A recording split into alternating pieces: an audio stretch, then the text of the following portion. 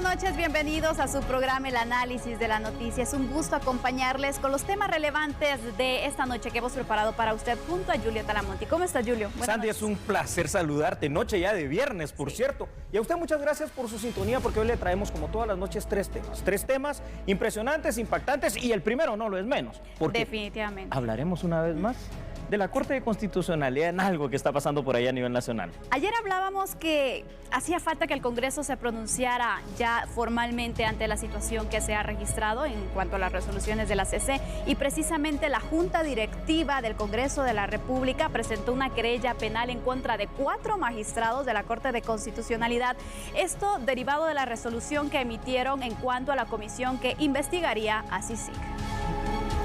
Por los delitos de abuso de autoridad, violación a la Constitución, resoluciones violatorias a la Constitución y prevaricato, la Junta Directiva del Congreso de la República accionó por medio de una querella penal en contra de Bonerge Mejía, Gloria Porras, Neftali Aldana y José Francisco de Matavela, magistrados de la Corte de Constitucionalidad.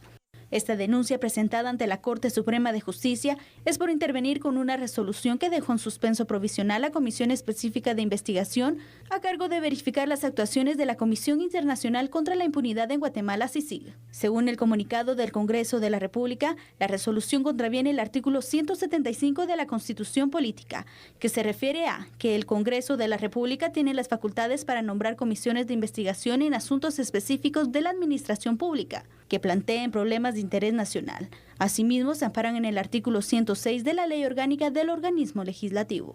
Además, recalca que los magistrados, al otorgar los amparos en contra de la Comisión Legislativa, impide el libre ejercicio de funciones y atribuciones constitucionales de los diputados y limita facultades enmarcadas en ley. Bueno, y ahí lo tiene usted. Es que precisamente, Sandy, cuando hablábamos de estos temas de la Corte de Constitucionalidad, hoy usted en pantalla nos va a acompañar precisamente para hacer este análisis. Y es que el Congreso de la República, fíjense ustedes allá en casa, accionó desde el punto de vista legal en contra de una de las resoluciones emitidas por la Corte de Constitucionalidad. Ahora, usted se preguntará cuál es esta resolución. Específicamente, Sandy, tú recordarás, aquella que está relacionada al amparo provisional que los magistrados constitucionales otorgaron precisamente a aquella comisión que iba a investigar a la CICIG para que ya no continúen con ese trabajo, con esa labor. Ahora, una situación importante dentro de lo que pasó el día de hoy en el hemiciclo. Resulta que el secretario de la Junta Directiva del Congreso, es decir, el diputado Estuardo Galdames, aseveró que están estudiando como Poder Legislativo la posibilidad, además de plantear otra querella penal, es decir, otra denuncia, por haber frenado la selección del proceso de magistrados de Sala y de Corte Suprema de Justicia. Sí. Los legisladores entonces están esgrimiendo como principal argumento que el hecho de que están interfiriendo como Corte de Constitucionalidad en una de sus funciones que está establecida, tanto en la Constitución como en la ley del organismo judicial. Ahí tenemos el tema. ¿Qué te parece, Sandy? La verdad, muy interesante. Yo creo que el Congreso, en primer lugar, desafió la resolución de la Corte porque recordemos que a pesar que les indicó, bueno, ya no pueden continuar conociendo nada acerca del actuar de CICIG, las audiencias continuaron. Las audiencias continuaron porque ahora precisamente están tomando los diputados, en este caso al Congreso de la República, la situación de que en su función legislativa, de conformidad también a no solo a la Constitución, sino que a su propia ley, ellos pueden escuchar a cualquier persona. Y lo pueden hacer no solo individualmente como diputados, sino que, Sandy, además lo pueden hacer como distintos bloques. Ya no le están haciendo como una comisión como tal.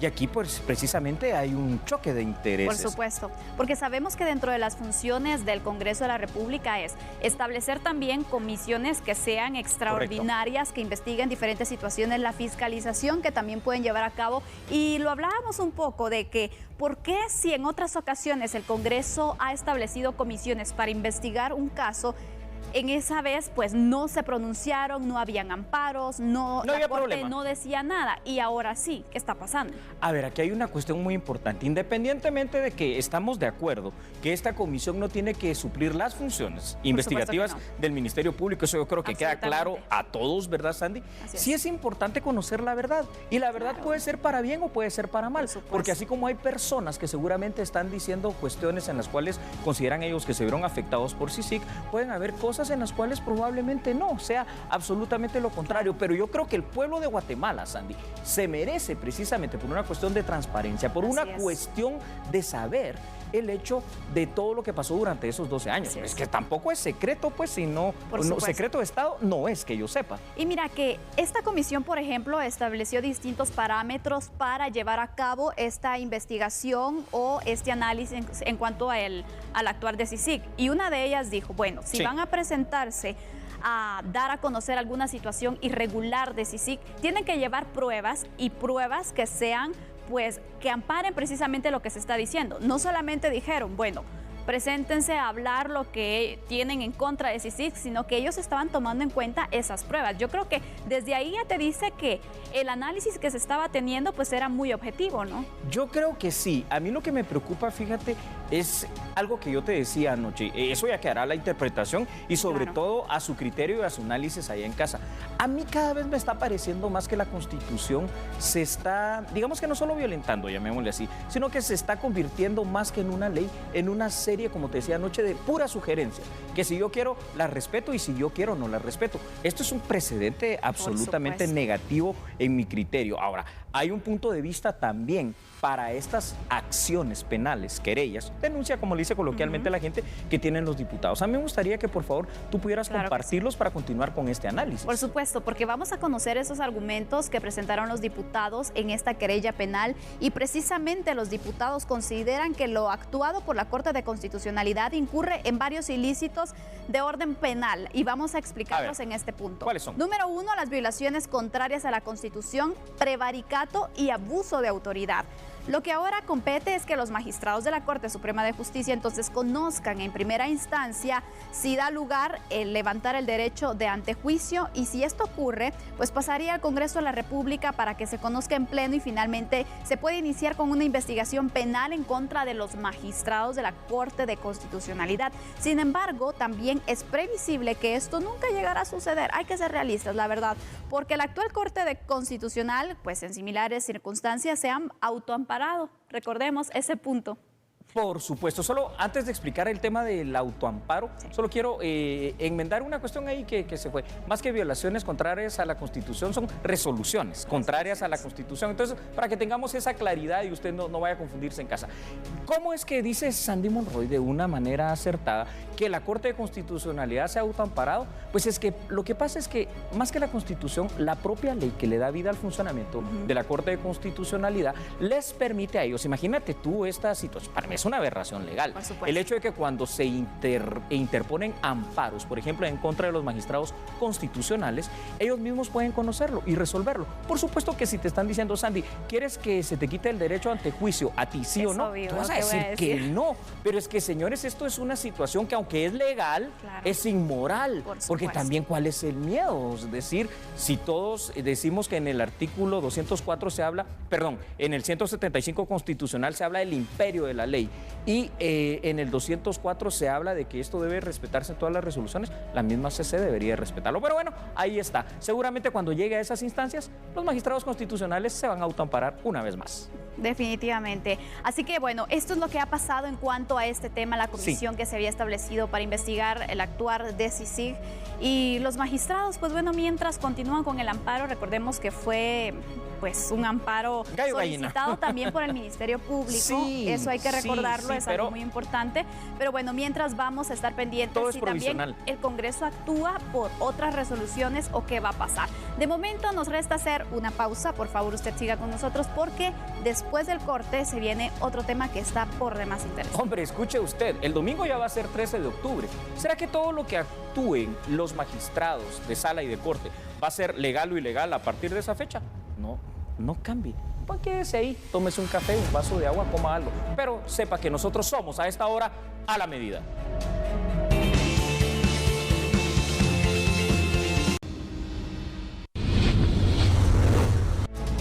Muchas gracias por continuar con nosotros. Retomamos ahora otro de nuestros temas, porque hoy los magistrados de la Corte Suprema de Justicia dieron a conocer y reafirmaron que continuarán en el cargo. Además, dieron validez jurídica a todo lo actuado después del 13 de octubre.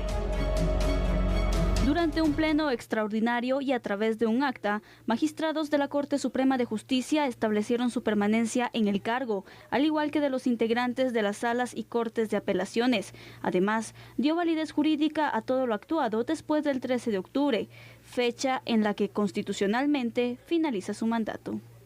Documentar el acta 45-2019, en la cual le da certeza y seguridad jurídica a las demás decisiones que se tomen a partir del día 13 de octubre del presente año, fortaleciendo el sistema jurisdiccional y administrativo de la actual Corte, las cámaras, así como de los magistrados, titulares y suplentes, quienes conforman las distintas salas de Corte de Apelaciones y otros tribunales de igual categoría. La idea es que al momento de que estos ejerzan sus funciones, como lo manda la resolución de la Corte de Constitucionalidad a partir del 13 de octubre del presente año, pues estos puedan validar sus actuaciones de la manera que estipula la referida acta. Días atrás, la Corte de Constitucionalidad, a través de una opinión consultiva, estableció que los magistrados de la Corte Suprema de Justicia debían continuar en el cargo hasta que sean electos sus sustitutos y dio validez jurídica a todo lo actuado por los togados. Para este sábado, los magistrados del organismo judicial se reunirán en el pleno extraordinario para darle posesión del cargo de presidenta a la vocal 1 Silvia Patricia Valdés, quien el pasado jueves puso a disposición su cargo al Congreso de la República. Este tema, escuche usted lo siguiente. El primer secretario de la Junta Directiva del Congreso de la República se refirió ante las cámaras de A la Medida a la disposición que tomó precisamente la magistrada Silvia Patricia Valdés de poner a disposición su cargo ante el Congreso de la República. El próximo martes, el Pleno del Congreso de la República conocerá la disposición al cargo de la magistrada de la Corte Suprema de Justicia, Silvia Patricia Valdés, cuyo plazo finaliza el 13 de octubre. De aceptarse la renuncia de la magistrada Valdés por parte del Congreso de la República, ¿se vería afectado el proceso de elección de magistrados? El diputado Fernando Linares explica. No lo afecta, porque en este cuadro vemos que aquí están los que se tienen que elegir, elegidos de la comisión de postulación, y aquí están los que eligen. El único que afecta es el número de decanos, porque esta es la cifra mágica repartidora. Si de repente deja de existir un decano porque colapsó la facultad de Derecho, este número se vuelve 11, y este número de 11 cambia 11 y 11, y cambia el total de la comisión, de los números de los integrantes de la comisión de postulación. Así es como debe analizarse, así es como lo dice la Constitución de la República. La Junta Directiva analiza presentar una querella en contra de los magistrados de la Corte de Constitucionalidad, tras reiniciar el trabajo de las comisiones de postulación de magistrados. Por supuesto que sí, nosotros vamos a presentar una querella formal en contra de los magistrados que votaron a favor de dejar sin efecto el proceso de la selección de los magistrados de corte y de sala, en virtud que consideramos que los plazos constitucionales son fatales y por lo mismo se respetan.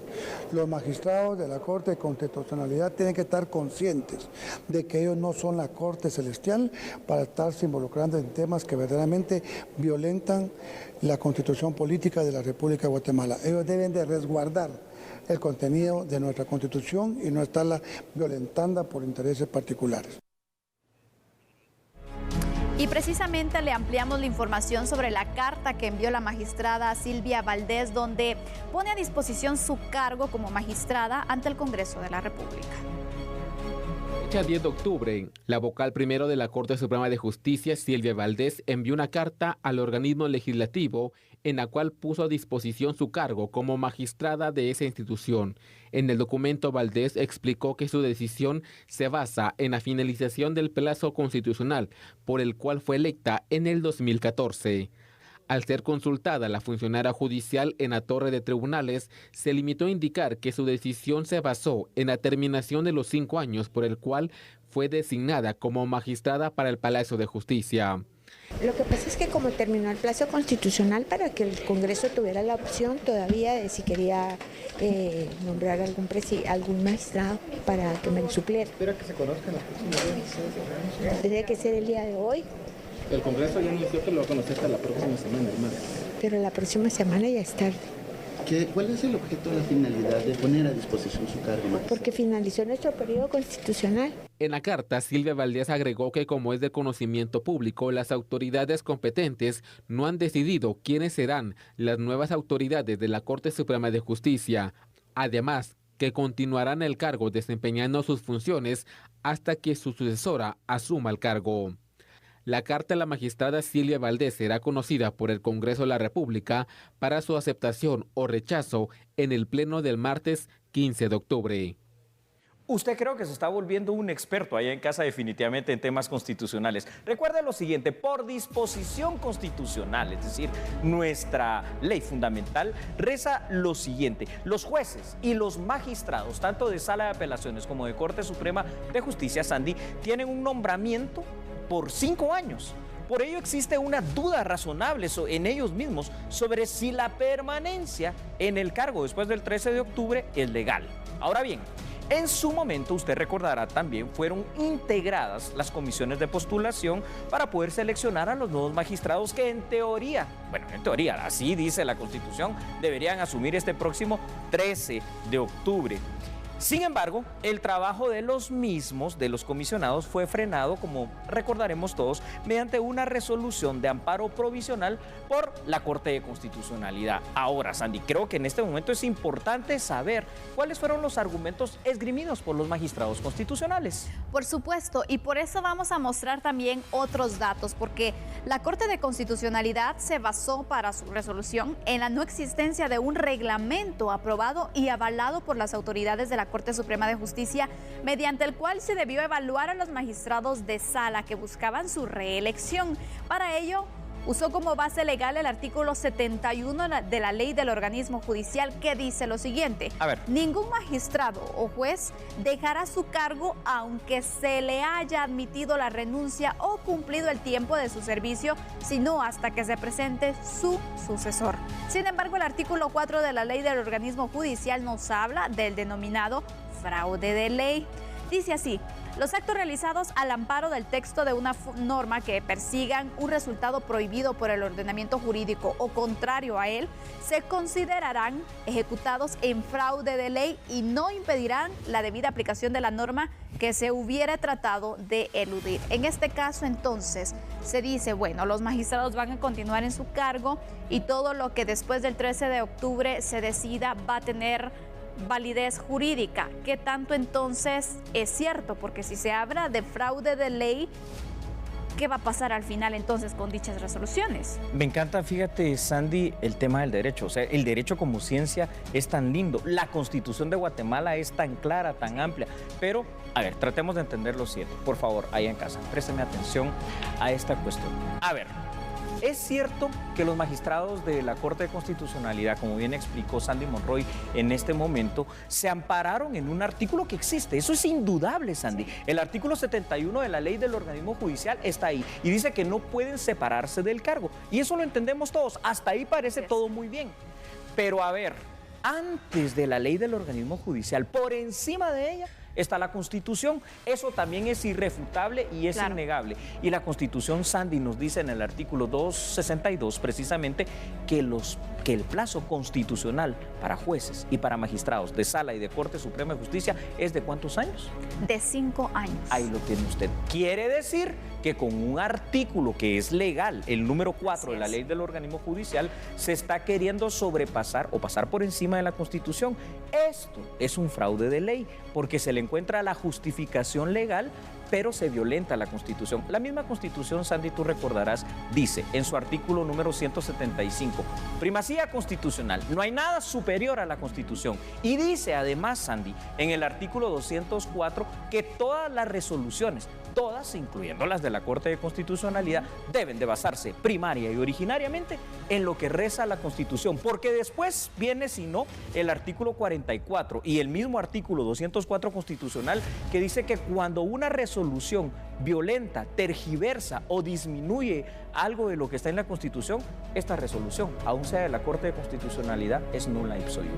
Pero bueno, cuando hablamos de resoluciones y que si van a tener validez o no, ¿por qué no damos un ejemplo de qué tipo de resoluciones se pueden presentar y que podrían incluso presentarse algún tipo de recurso en contra de la misma. Se está a punto de dictar sentencia en varios casos de impacto bajo, medio y de alto impacto. Se está a punto de tener nuevas audiencias de primera declaración, nuevas apelaciones y nuevas situaciones que llegan tanto a la Cámara de Amparo, a la Cámara Penal, como a la Cámara Civil de la Corte Suprema de Justicia.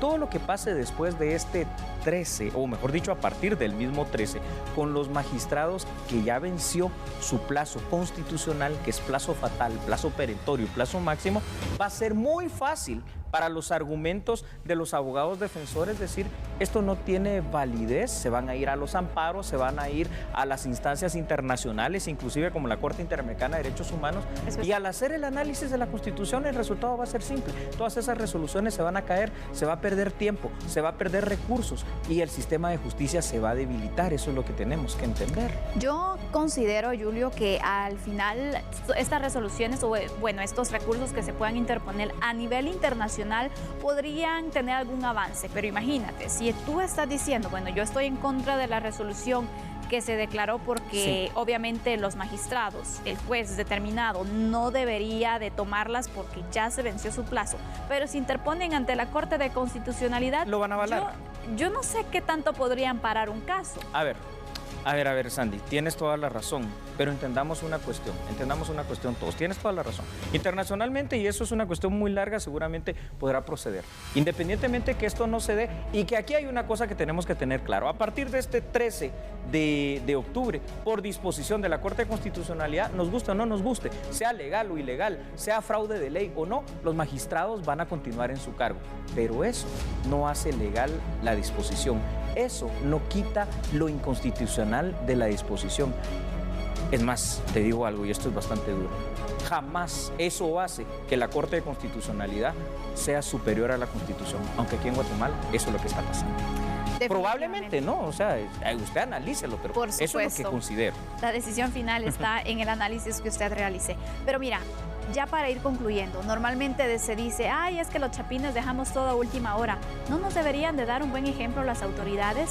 Sí. Y el ejemplo que nos están dando en este caso específico yo creo que es muy malo en cuanto a cumplir con los plazos, y no hablamos de cualquier plazo, un plazo constitucional. Un plazo constitucional, sea como sea, ya las cartas están echadas. Y lo que va a pasar es simple y sencillamente que los magistrados de Sala y de Corte Suprema continuarán en el cargo, y por supuesto, como dice Sandy, esto va a ser avalado por la Corte de Constitucionalidad. Así que ahí está, hay un precedente, bueno o malo, legal o ilegal, pero ahí está.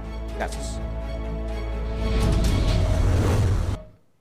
Y en otras noticias, Guatemala es vulnerable a diversos riesgos naturales y está principalmente entre los países con mayores riesgos. Aquí tenemos información relacionada que dan a conocer autoridades de gobierno y también universidades. Guatemala ocupa el 7º lugar a nivel mundial de los países que podrían sufrir desastres naturales por sismos, erupciones de volcanes, inundaciones, etc.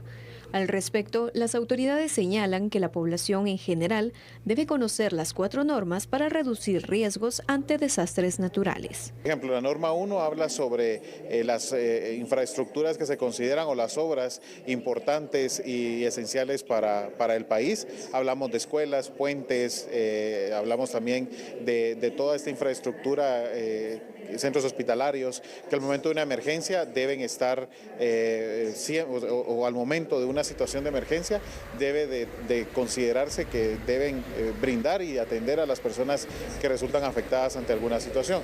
La norma 2 de reducción de desastres está enfocada en las normas mínimas para que se deben de observar en edificaciones de uso público, por ejemplo, la rotulación, puntos de seguridad, salidas de emergencia, eso que debemos de tener siempre en nuestras instalaciones. La norma 3 está enfocada en la calidad de los productos que se utilizan para la construcción, que vemos acá en Guatemala que muchas veces se construye sin aplicar ese tipo de normativo. Y la norma 4, que creo que es la que la población que asiste ante los eventos masivos que se realizan en el país, está más familiarizada, que por ejemplo el poder escuchar el minuto de seguridad antes que inicie una actividad. Para que Guatemala esté en un lugar de menor riesgo a nivel mundial, las Naciones Unidas señalan que hay retos de las autoridades y de la población. Uno de los principales retos es que en la planificación se planifique el desarrollo.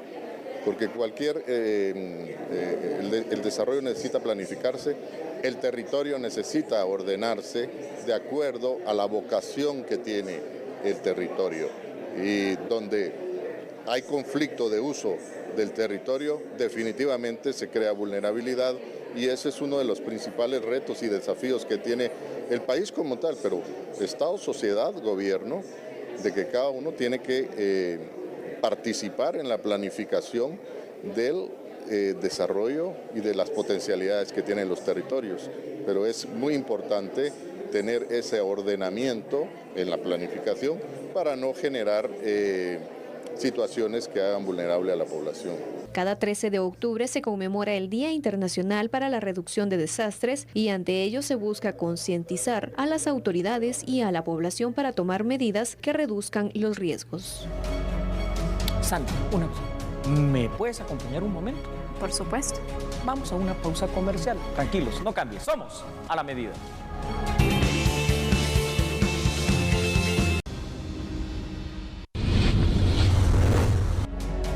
Gracias por continuar con nosotros. En Torre de Tribunales, las familias que le dan seguimiento al caso del Hogar Seguro Virgen de la Asunción solicitaron que el caso avance y que aparte de ello ya no se presenten las niñas a declarar para que no se revictimicen.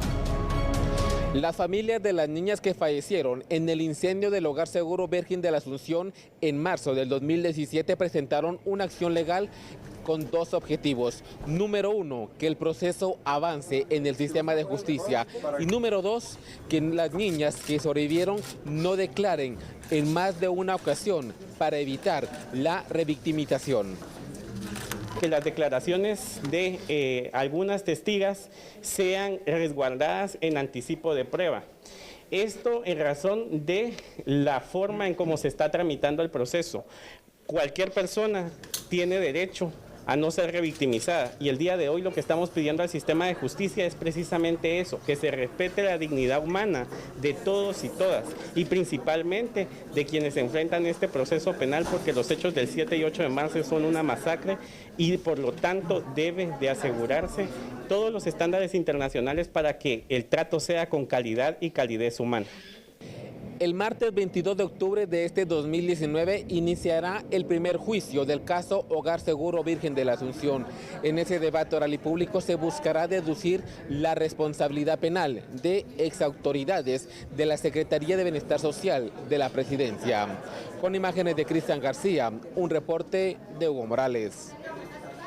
¿Le parece entonces si hablamos de justicia y que hablemos del proceso penal guatemalteco? Bueno, lo primero que hay que saber es que el proceso penal en nuestro país se divide en 3 fases, y estas fases son precisamente la primera declaración, la fase de investigación y el juicio oral y público. En este contexto existen procedimientos particulares y procedimientos especiales que son utilizados para resguardar lo que es la intimidad y la dignidad, Sandy, de las personas en casos específicos de niñez y adolescencia y en casos de violencia contra la mujer. Este caso reúne todas estas situaciones. Ahora, todo caso penal, escuche usted, lo que busca al final de cuentas es que se haga justicia, que no quede en la impunidad.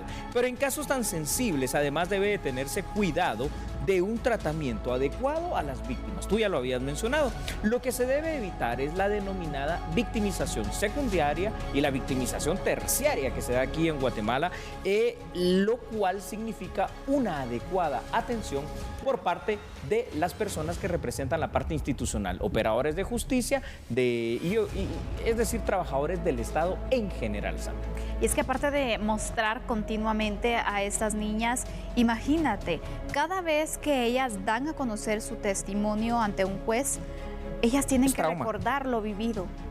Y están en un proceso donde están tratándose de recuperar también de esa situación que para nada es una situación fácil, y que tengan que estar recordando, estar dando todos esos detalles es complicado. Por eso creo que basta con una vez, ¿no crees? Así es. Aquí hay unos mecanismos legales que deben de utilizarse, es decir, tú lo has dicho perfectamente. Es que imagínate, cuando eres víctima de algo tan traumático como eso, solo el hecho de que te realicen un examen médico forense ya te causa un trauma. El hecho de que tengas que estar asistiendo continuamente a audiencias te causa otro trauma, un desgaste. El hecho de que tengas que estar contando ante autoridad competente, entiéndase un juez, una y otra vez lo sucedido, pues todo eso al final de cuentas puede llevarte a situaciones que en casos extremos te pueden llevar a depresión, a suicidio y a situaciones muy dramáticas, Sandy. Y es que aquí hay que tomar en cuenta algo.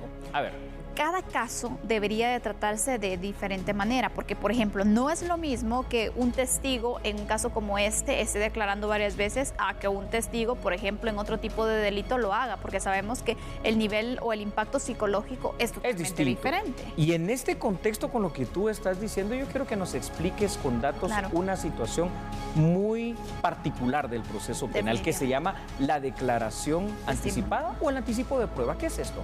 Por supuesto, y para ello vamos a mostrar en pantalla algunos datos para que usted también los pueda tomar en cuenta y anote ahí también parte de este análisis, porque parte de las pruebas de todo caso penal acepta en sus 3 fases y hablamos de la declaración testimonial. Sin embargo, tratándose de mujeres menores de edad sobrevivientes de la tragedia del Hogar Seguro Virgen de la Asunción, hay que evitar su revictimización. Y para ello se puede optar entonces, tal y como lo están solicitando los querellantes adhesivos, que solo presenten una declaración bajo la forma de anticipo de prueba. Esta declaración ya se tiene y si se acepta esta solicitud, se evitaría entonces estar presentando a las menores en cada una de las fases del proceso penal, porque esto es traumático sin duda para ellas. Entonces, ¿se puede o no tomar como un anticipo de prueba, Julio? De hecho, Sandy, te digo algo, ya se hizo.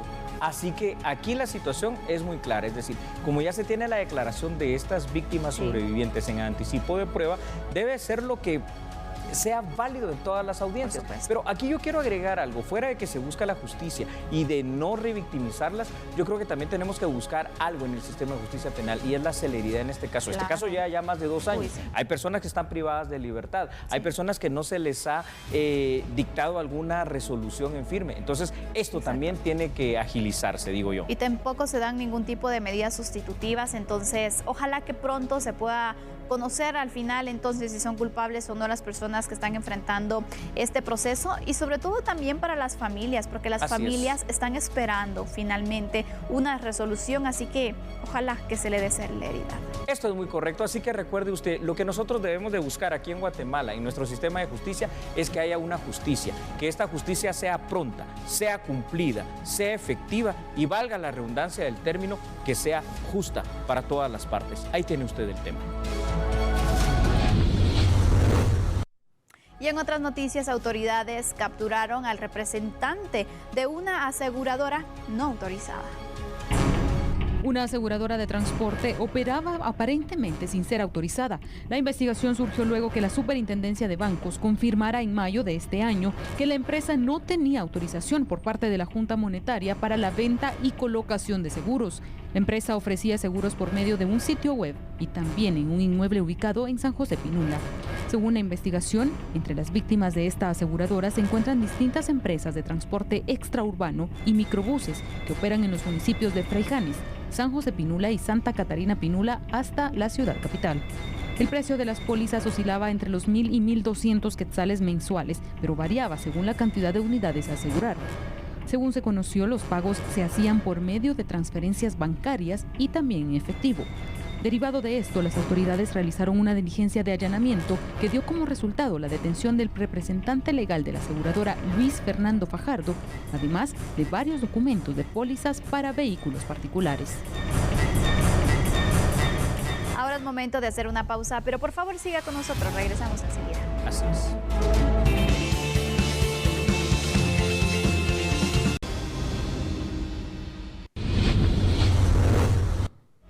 El director del INGUAT se mostró inconforme con el Congreso por incluir dentro de los municipios en estado de sitio a Livingston y Puerto Barrios.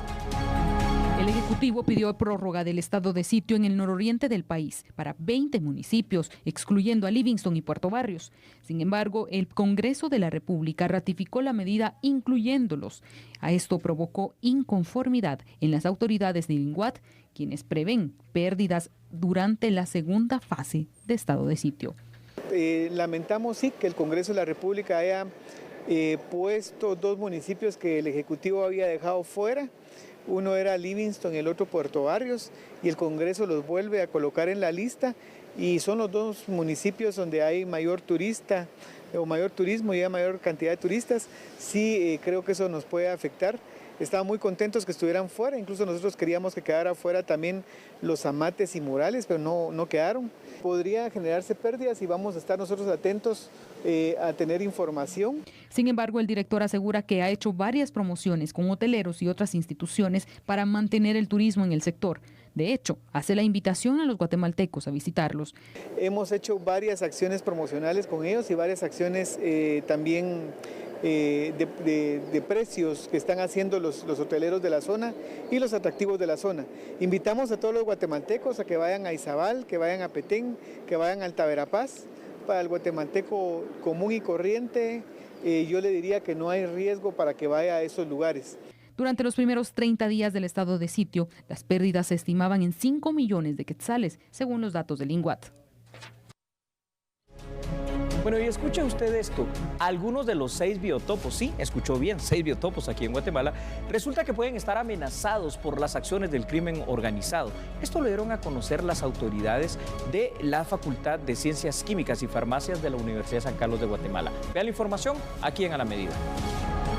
Actividades de narcotráfico y otros hechos ilícitos han puesto en riesgo los biotopos, especialmente los que se ubican en el área de Petén y en la Laguna del Tigre, los cuales han sido invadidos y dañados, según explica el decano de la Facultad de Ciencias Químicas. Principalmente en el Petén, que están siendo altamente vulnerables a amenazas que conocemos en la región, como por ejemplo la narcoactividad, el paso ilegal de migrantes, entre otras actividades ilícitas, por supuesto, que están poniendo en amenaza el cuidado de nuestros biotopos, principalmente el que denominamos biotopo de Laguna del Tigre. Este es el que está siendo más amenazado. Nosotros mantenemos una comunicación a través de este Centro de Estudios Conservacionistas con entidades amigas, como por ejemplo el Consejo Nacional de Áreas Protegidas, el CONAP, y también con el Ministerio de Gobernación, con los alcaldes, con los gobernadores,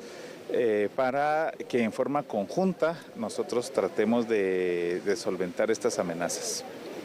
Oliva indica que ha necesitado el apoyo de otras instituciones para el resguardo de estas áreas protegidas para evitar que puedan hacerle más daño.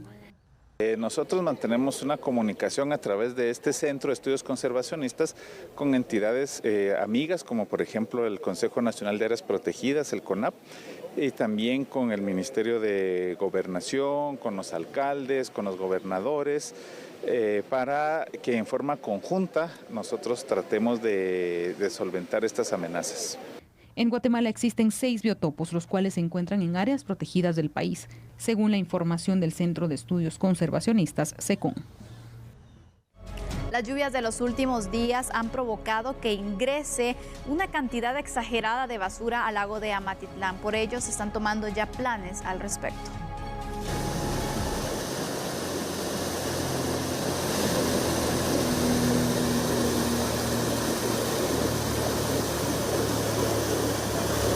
Al eco sonoro de tu canto, revistiéndole de sutil belleza, pocomanes y amatres a tu encanto, tus ancestros de ti se honran. Esto es un extracto del himno de Amatitlán, cuyo lago refleja todo lo contrario y continúa muriéndose por la contaminación. Tan solo de miércoles a viernes ha llegado a su cuenca la basura que podría llenar más de 130 camiones de volteo.